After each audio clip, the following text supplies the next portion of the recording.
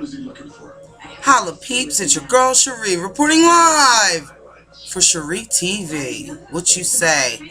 I got one more night to get my head right. I'm so excited for tomorrow night. In the Trenches with Schree. Good Times Bar, 1775 East Tropicana. I hit the stage at 8. Don't be late. Holla. We gonna party all night. Oh, it ain't no hate. I'm watching Dateline right now. You can turn up my love. For a missing 16-year-old girl from California and the man suspected of kidnapping her. By Monday, the county, state police, FBI, and U.S. Marshals working together had called out a national and We gonna international party, honey. 16-year-old Yes. 2 days. I was horrified.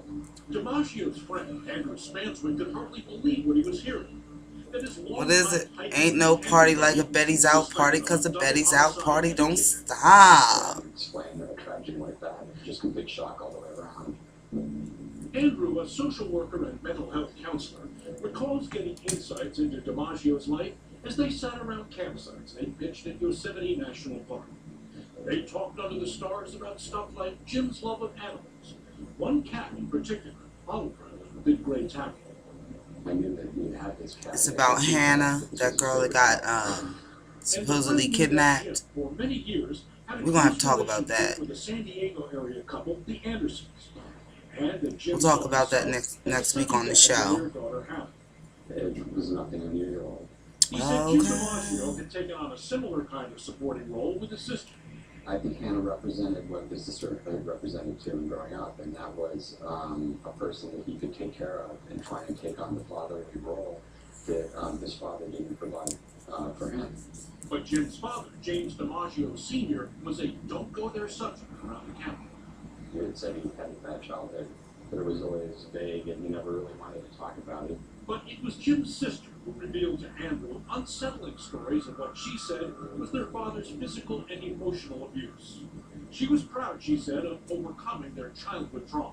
They managed to break the cycle of violent and abusive relationships. But Jim was very stoic and always held all those emotions back and never brought it up.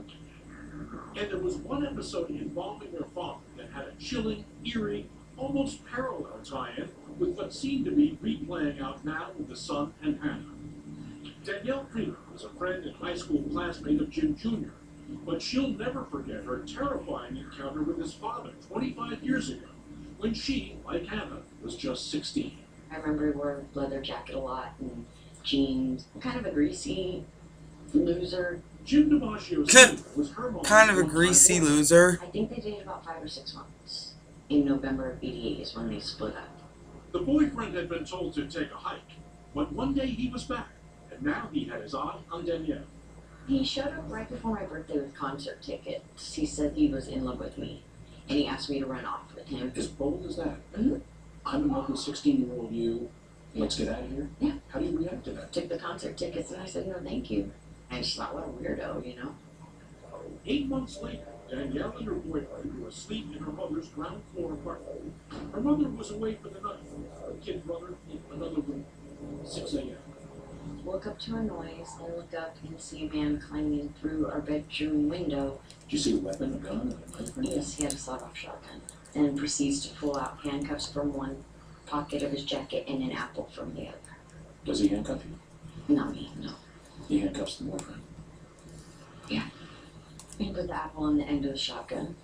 Or was using it as a silencer? Yes, that's what he told me. The intruder's face was concealed by a nylon stocking, but the voice could belong to no one else but her mom's creepy ex-boyfriend, Joe DiMaggio Sr. He held the sawed-off on them for an hour. The teenager scared stiff. DiMaggio Sr. doped up she was sure, raging about Danielle's mother. What happens next? I thought to myself, okay, well, this guy said he was in love with me, and maybe he'd let me use the bathroom. The bathroom was Danielle's opportunity. And I said, please don't kill us. And he said, don't worry, it'll be over quick. You won't feel a thing. And I begged him again to use the bathroom. And what did you do? Well, he said to me, don't do anything stupid or else I'm going to kill your brother and your boyfriend. That she's recounting what the girl said. I saw my opportunity, so I turned to the left and ran out front door. Oh, she got out. I made it up the stairs to the neighbor, and I hear Jim yell my name. Said, Danielle, don't go, or come back. And my door slammed, and I thought for sure he was going to kill my brother. I thought I had just killed my brother. And my trips. You think he would have killed the both of you? He would have killed us all. DiMaggio Sr. fled without firing a shot. He was quickly arrested and charged, but made bond and walked free to await trial. He's not sitting in jail. Yeah. And your fear continues, because what happens when you're at school? Jimmy came up to me. We're talking about Jimmy DiMaggio's son. Your Junior. Your classmate. Yes. Came up to me between classes and said, Oh, this is back in the my day? brother's out, and he said to let you know he'll be waiting for you after school. And I left school at lunch that day. So what did you do? You just bolted school? Yep. And started a different high school a couple days later, I think. Dang. Danielle has been looking over her shoulder for the menace of Jim DiMaggio Sr. ever since. So Jim DiMaggio was always a The badass. man who terrorized her died 6 years later. The story goes, he did a lot of math, wandered off into the desert, and died. This month, though, the past came roaring back. When she started, So it's like father, like Jim son. DiMaggio all Like over father, the like son. Not her Jim DiMaggio. DiMaggio. But the son she knew from high school. I heard his name, and my heart stopped. And here he is accused of kidnapping. So the dad did that to her? 16-year-old girl.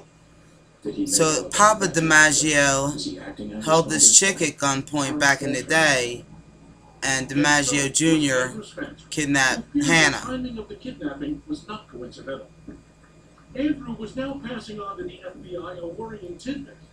The anniversary of Jim's father's death in the desert. I don't know though, one hand like kicking it at the leg. I told them that I was pretty sure he had a homicidal and suicidal plan. I don't know. She just doesn't act like somebody that's just been like, you know, terrorized, but, you know, we'll find out.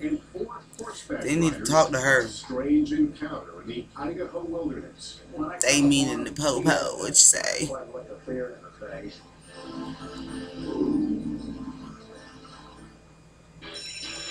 By the way, this is not what back to school looks like. My love, do my hair in my first, please, because I don't want to leave a frame. I forgot to put my eyeliner on the bottom part. Love that. But I'll be bringing it every day, because I went to JCPenney. I know, right? That's what I'm talking about. They have so much great stuff. Oh, sweet. Anyway, Right, what's your peeps? first day strategy? I mean, I ain't trying to leave a frame. Doorbuster Saturday 9 to 1. Alright, I'll go ahead and put this video Find up. your first day look at I love you JCPenney. guys. Can't wait till tomorrow night. Saturday night. Good times. Holla. Show starts at 8 o'clock. The party's going to last all night long. All night long. Alright, more SchreeTV coming up. Holla.